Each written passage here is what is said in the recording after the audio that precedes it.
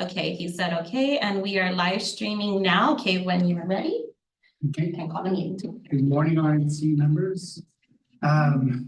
As mentioned earlier by Kareem, there's a concurrence by the board members or the RNC committee for me to act as chair today because of the absence of our chairperson, Regent Diaz. And I noted in my communication with Kareem that at our next regular meeting, we should schedule and on our agenda to have a real election. Because in addition to the chairperson's position, there should be a vice chair and a secretary on record, so that in the absence of the chair, there's a succession of leadership on who presides over these meetings. So it is officially 9 or 10:05. Is that correct? Yes. So I call this RNC meeting to order. Hopefully, all of you have had an opportunity to review the minutes that sent out to us earlier. That's item 2.0 on our agenda. I'll give you a couple more minutes to review it, and then open the floor to a motion to approve the minutes for our September 28th meeting, our last RNC meeting. Yes, can you please have the minutes?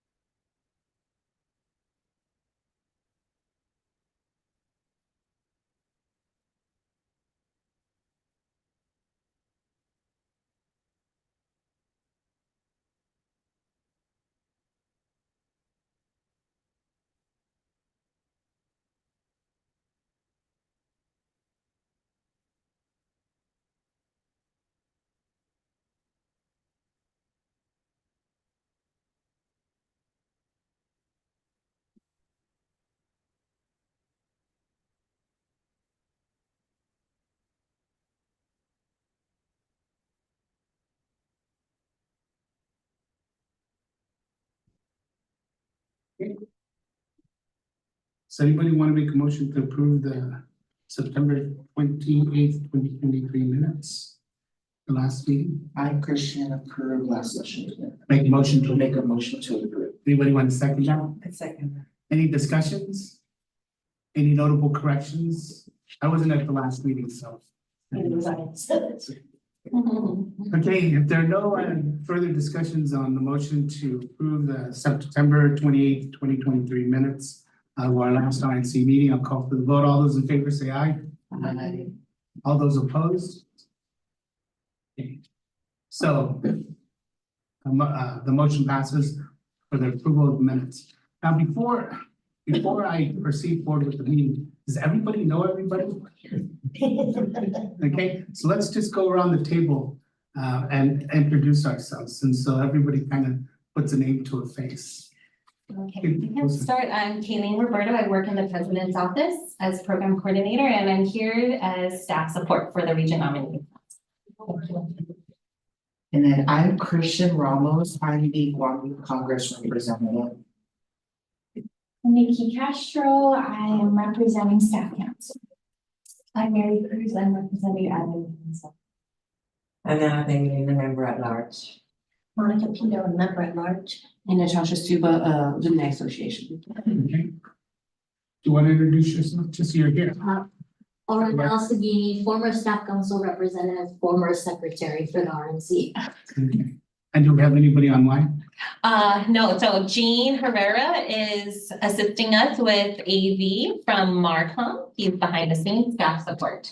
Okay, so thank you all for the introduction. Oh, I'm Mayor Gopi. I think I'm the most recognizable face here.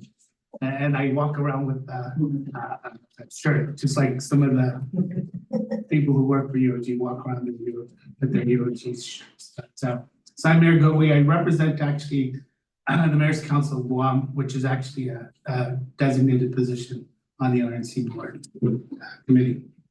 And so moving on to 3.0 of our agenda, old business, recruitment efforts. Lena, I'll turn it over to Okay, you. so, at our last meeting, we did, move two appointees to be appointed, and they were appointed by the legislature, so that moved our pool down by 2, right, which is good news, but that means we have a lot of work ahead of us. So right now, the status of applications is our old pool, which consists of Nathan DeKnight. And just as an FYI, applications are only good for 3 years, so this year would be his 3rd year, and it will expire by July of this year. So if we are wanting to recruit him again, he would need to submit a whole new application packet. Okay, number 2 is Lee Weber. His application was just from April 2023. He was self-nominated.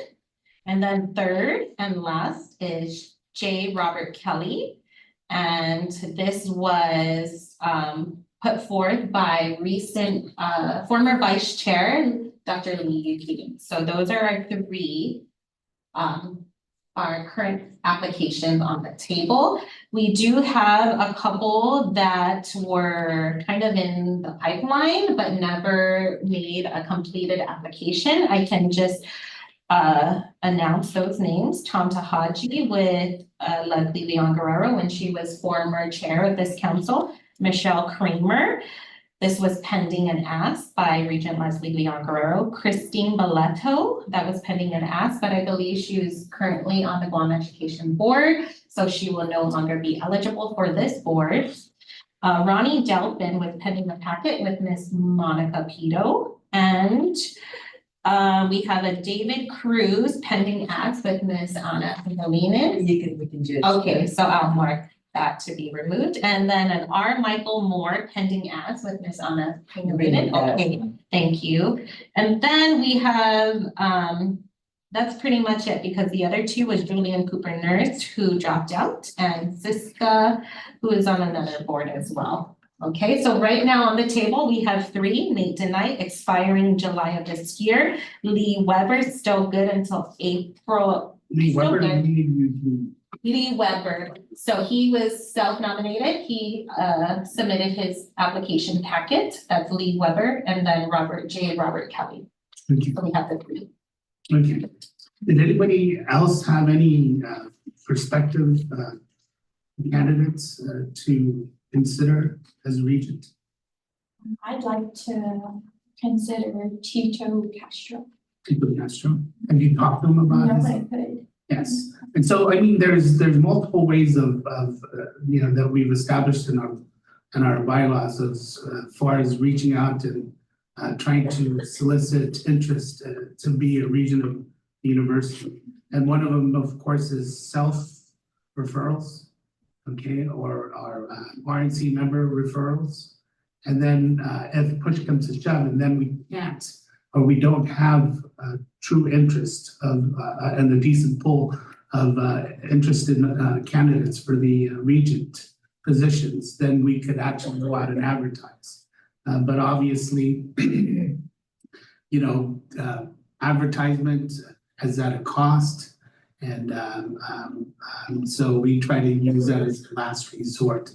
And self-referrals and or recruitment through the RNC has been what we've been utilizing for at least the years that I've been on the RNC committee.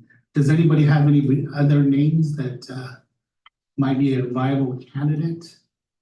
Or I don't have a name right now, but if we were to recruit someone, when would be like the absolute deadline they would need to get their completed application and be considered for the next round of selection? well, we're looking at July. We're gonna try to put forth at least 2 nominees to submit to the governor for consideration to replace the next vacant Yes, position that's in the pipeline. Yes, so if I may, July 11 is the proposed next meeting, so we're hoping to have completed application packets by then because we would need to send it 30 days to the governor before October, 30 days from October 3. So, yes, July 11, we're aiming to have some nominees. I know the two that I've been working on and still have not had a schedule that allows them to consider was Pilar Leguan. She used to be over at GVB, and then attorney Cynthia Ekubi, who I know personally. Again, she just changed, had some changes in her practice, in law practice. So the last time I spoke to her, she's still well engaged and I can't commit the time, but I can reach out to those two again to see if anything has changed. But anybody else? Any other? Okay. All righty. So go ahead. What is with the composition and the new board members for this, the new type of profession for the board, for the regions, do you know? Okay, so I can help you that question. So right now, our board members, we have our chair, right? She's in investments. We have vice chair Leslie Leon Guerrero. She's with the Bank of Guam. We have Regent Diaz. He's an architect, and he's the chair of this council. Regent Rollins Ortega. He's in telecoms with GTA. We have Regent Mike Nahaloa, he's with the Bank of Guam as well. We have Regent Janice Malilai, she's a dentist. We have Regent Joanna Chun, she runs her own consulting firm, and that's for value-based coaching for operational excellence, mainly focusing on healthcare operations. We have Regent Christopher Duenas, who is the CFO of Triple J Enterprises. And then we have student Regent Julie Oxman, which this council does not worry about. So we have like kind of a widespread of some investment banking. We've lost, I want to say Bernie Valencia, right, was in Matson. Liza Provito was also an architect. She was in, so we did get the CFO, which we needed. So that's pretty much the background now. If you are interested, remember about the ethnicities, we want, we need at least half of our board ethnicities to be Micronesian or Chamorro because some grants, need that. So we do make that very much so with 1, 2, 3, 4, 5. 5 out of the 9. With Chamorro claimed ethnicity. So we're okay. Micronesian, yes. So we don't have to worry about. This is a reminder what Micronesian is. Yeah. And I think that's because, recently the University of Guam has taken on the categorization of being a sea grant institution, but we were originally a land grant institution. So when Kayleen talks about grant opportunities, it's on the basis of being a land grant institution. And so the ethnicity group, although we try not to drive it, does influence our access or the university's access to grants, and that's what she's referring to. Can I just ask a question? Yes. Are any of our current regions, is there anyone on the board of regents who is a certified public accountant? No, currently we do not have one. Is that a need? Finance is always a need. The difference between finance and being a CPA is the CPA is more attuned with not just accounting. They're attuned with the laws applied to accounting. And so having a CPA obviously would be a great thing. But it's like all of the licensed professionals. It's just in today's market, sometimes these licensed professionals are overwhelmed. If we could get a CPA that would be interested in taking on a role as a region, that would be great. I think the other thing that we want to point out with regard to the direction that the university is currently engaged in, obviously, we're building a new school of engineering. We've got a new marine lab going up. In addition to that, I think we're going to try to retool what we formerly call the computer science, category of the CMAS. And so trying to bring it up to more 2021, the 21st century standards. And so, somebody with an IT background could greatly be an asset. And hopefully our rep from GTA, the region from GTA that works for GTA can provide some of that insight. But obviously telecom is not necessarily IT. And so those are the things that when you look at prospective individuals that that you might be able to recruit. Engineering, obviously our marine biology program is significant, and likewise, as I mentioned, we're building a new building for The Weary. the Weary, Woodward has in hand with marine lab. which yes, and then of course our ultimately would be elevated from computer science more than likely to computer engineering. So it wouldn't be just programming and things of that sort, information systems.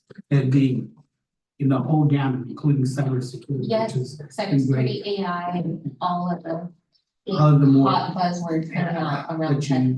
that you see now. And so, and again, when this is a upper level institution, and people that the people that we often look at recruiting for an institution like the University of Guam are typically in career paths that are well engaged also. And so, trying to find people that can create a balance of not only their professional career, but taking some time out to assist and help guide the future of this institution is always a challenge. So, but it doesn't hurt to ask. And the worst they can say is no. And so, okay. But one of the reasons why, and one of the recruitments that I've tried to pursue was attorney equity, is because we don't have any lawyers on the board, and that's always a helpful component. Although they cannot provide legal advice, at least they can provide some institutional knowledge and guidance with regard to potential litigation on decisions that the Regent often faces when they make decisions for the University of Guam. Okay. So come with your names and hopefully packets by the next meeting. Hopefully between now and July, you can not only recruit people, but get them to fill out the package, and hopefully we can establish complete packages. So we have more than three to look at in July. I'm gonna try and convince again our Michael Moore. He is a CPA. He really has very good knowledge about the law. Deals with finance. So I'm gonna try and convince him again. Question, will we be getting new packets that have the new chairman? Yes, so Okay. I've already started assembling that. I will have the new one updated on the website. The one on the website is still okay, but I will send everyone through email the new packet, and then, so don't grab it from the website, I'll have that updated, but I'll send the new ones to you, which is about ready. I think I just needed to confirm numbers, so thank you everyone for confirming your numbers before you leave today. Okay. Okay, any other discussions on item 3.0 or 3.1 recruitment efforts? Okay, did you we'll move on to 3.2. Did you want to provide an update on the RNC? Yes, okay, so thank you. Okay, so if I may, As Mayor Gogi did mention at the start of this meeting, we have yet to elect new officers. So that happens annually. And so we will, at July's meeting, it will be on the agenda to elect a new RNC chair, new vice chair, and new secretary, okay? For today's meeting, I'll go ahead and be the recorder. So by next meeting, we will elect the new secretary. So right now, I believe we only, with Mr. Christian, who is our representative from the Guam Youth Congress, his term will be ending in May. So that's still the confirmed term, right? So we will be missing Christian. This may be his last meeting. So we will find out who the new representative from the Guam Youth Congress will be. Also Before we for, move on with that, okay, you can actually serve multiple terms as long as the youth congress approves it, right? Yes, Yeah. that's correct, but I'm graduating in May and I'm gonna leave off island after grad. yeah. So he did extend his term. Yeah, right, I actually which was extended, I awesome. think I was supposed to finish in January, but I extended it till Extended. May. Okay. Thank you. Okay, and then we also have Austin Fortuno, who is the Student Government Association representative. He's the treasurer.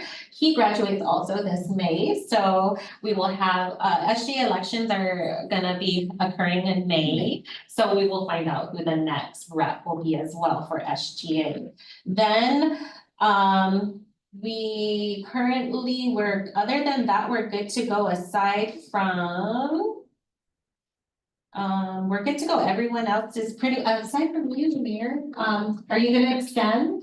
Well, I know your extensions, you are the top number one in extending, so thank you so much well, for I your mean, service. yeah, actually, before me, I think Mayor Savard has, As long- sat on as long. Wow, Probably, I mean, she's been in a part of the mayor's council for more years than I have been. This is going to be my last term, and Okay. so, obviously, in January, when the new mayors and vice mayors get sworn in, it'll be up to whoever the president of the mayor's council of Guam is to decide who's going to fill this seat. But yeah, this okay. year will be my last year, We'll miss you, but thank you for letting us know.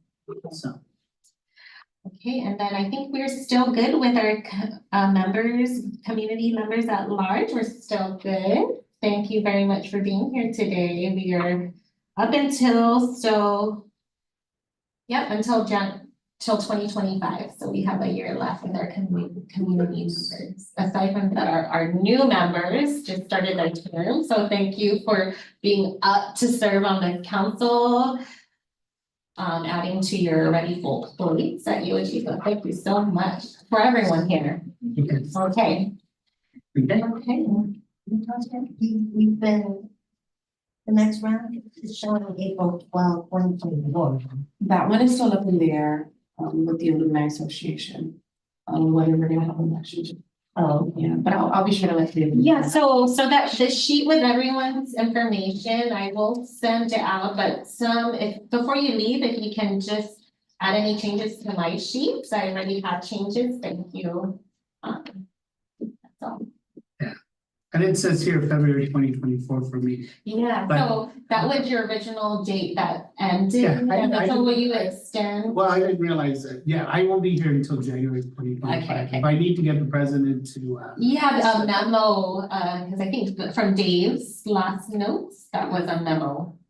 Thank you. yeah, and then actually I thought it was gonna be 2025. Okay, well, I Because- can update this Yeah, because typically whoever sits on here will sit for the for the whole full term term. that they're in office, unless they decide to step down, Okay, along the way. okay, thank you. Okay. So I'll just make this update then. Yeah, so that should be January 2025. Okay. Got it. Yep. Great. Okay, anything else? Okay, so that completes item 3.0 on the agenda. We'll move on to the 4.0 items on the agenda, which are our meeting dates. I guess the first thing we should discuss is obviously it's the, what is it? Thursdays at 10 o'clock, It seems, yeah, so or the second the Thursday, second. Thursdays it's of been the month, second. every quarter, once a quarter. Mhm. The third or second Thursday of the month of the first month of the quarter is when we have our scheduled meetings at 10 o'clock. Does anybody on the committee really have a problem with that time frame? Wondering though, considering like the previous times where we had issues with the students coming in because they have classes, would it be better to move it to a Friday? Because you and Austin, right, both had challenges in regards to maybe that, so like, you're saying like they're processing out the future students that sit in those positions. If they have classes at 9:30 on Thursdays, they're gonna consistently be not meeting the meeting times. Christian, your thoughts? Yeah, I think, well, based on Austin's side, cause I didn't have classes on Thursday, but I think for him, I think the reasons why he hasn't been coming is also due to class confliction, so I think maybe moving it to a Friday might be best for. So you're saying students don't attend classes as much on Fridays as they do Monday through Thursday? Friday's not. There's no classes, yeah, there's normally no classes for students. Yeah, except labs. Do we have classes during That lunch must be time? nice. Yeah, there's 11 o'clock classes, there's 12:30 classes. Well, it's something to think about, and you know, Aileen, if you can just include that Yes, note on the next agenda, that's something we Sure. can further discuss. And, you know, and I believe that once we hold the elections so that we can officially assign or appoint or nominate and elect, however you perceive it, a chair, a vice chair, and a secretary, then we can also discuss, you know, future dates. But it's something that we should consider, each of you should consider, because everybody's schedule is a challenge. You know, for me, my schedule is always unpredictable. And the reason why it's always unpredictable is there's never a day that is the same. Mhm. You know, there could be funerals, there could be meetings. In fact, you know, the Mayor's Council of Guam is in the habit of notifying us that there's a meeting the following day or a couple of days later. And it's like, you know, whatever happened to planning? And so, but, you know, it is what it is. And so the scheduling is always a challenge, but I do understand that over the years that I've sat on this committee, the attendance of the Youth Congress and the student government representative has always been, you know, not as regular, and a lot of that's because of conflicts with your class schedule. But you know, you guys are an advantage, because when I went to college, I never had anything less than 21 credit hours. And so Fridays and Saturdays, believe it or not, were school days for me, and so not having classes on Fridays must be nice. In fact, when I was a senior in college, that was the least amount of credit hours I took for the 2 semesters, and I had 18 each semester. But I've never had anything less than 21 credit hours for the rest of the first 3 years. Must be nice. And again, I went to a strange institution to begin with. Okay, but please keep that in mind. And again, for 4.0, our next scheduled meetings right now at this point is July 11th at 10 o'clock. That will stand. But then from that point forward for October, we'll see if we're going to shift that around a little, and then it could potentially carry into the next year. Because after October, then the next meeting would be January, then April, then, okay? So Mayor, if I may, so we'll keep July 11th, but we're definitely gonna have to change. We can discuss that at the next meeting, or if you want to decide now, October 3 will have to change, because we need to submit the packet for 30 days before this date. This is actually the date Sandra McKeever turns out. Well, let's do that at the July meeting, Okay, because because I know some new members yeah, will be. well, not only that, at July meeting, we can decide whether or not we want to have a special meeting Okay, in addition to our regular meeting. You know, the regular meeting is really just to have these kinds of open discussions, and more importantly, you know, kind of keep pace with recruitment efforts. You know, and keeping packets in the pipeline, as Katie had mentioned, you know, these packets are good for 3 years. And so recruitment can start today for somebody, for a position that we may need to fill next year, 2 years from now, 3 years from now. It's just trying to keep an active pool of potential interests to be a regent of the University of Guam. And I mean, to me, what an honor. I mean, being a regent of this institution, and the only university, real university on this island, what an honor to be even considered and have a packet sent forward to the governor for consideration to fill that slot. Because, what drives the brain power of this island is this university, because we know that typically for those of us who have gone to school off island, a small percentage, only a small percentage of those people that get educated off island return back to Guam, to help build the economy and the workforce of the people of this island. But those people that graduate from the University of Guam, they have a high propensity of returning or staying on Guam. And even if they go off for their master's or doctorates, they still look at returning back to Guam and build their career here rather than back in the States. So, making sure that we have a regent, a board of regents that can offer students who pursue a college education and give them college education where they can build their careers on Guam is it's second to none. And so that's why the board of regents is especially important in making sure that this institution remains the premier institution of this region, in the Micronesian, amongst the Micronesian islands. Okay. So, any questions? Any discussions? Okay. I have nothing else. Do you have any announcements? Anybody have any announcements? Okay, no announcements. So we're at the point of this meeting where we can go ahead and move forward with adjournments. Okay, anybody make motion to? Okay, Melissa makes motion.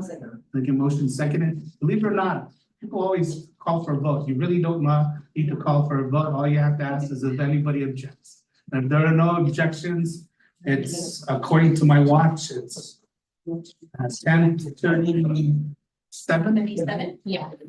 So meeting's adjourned officially 10:37. Thank you all for being here. And that's it's Yes, refreshments, please. Yeah. Thank you so much, Jean. Thank you. We're good to go.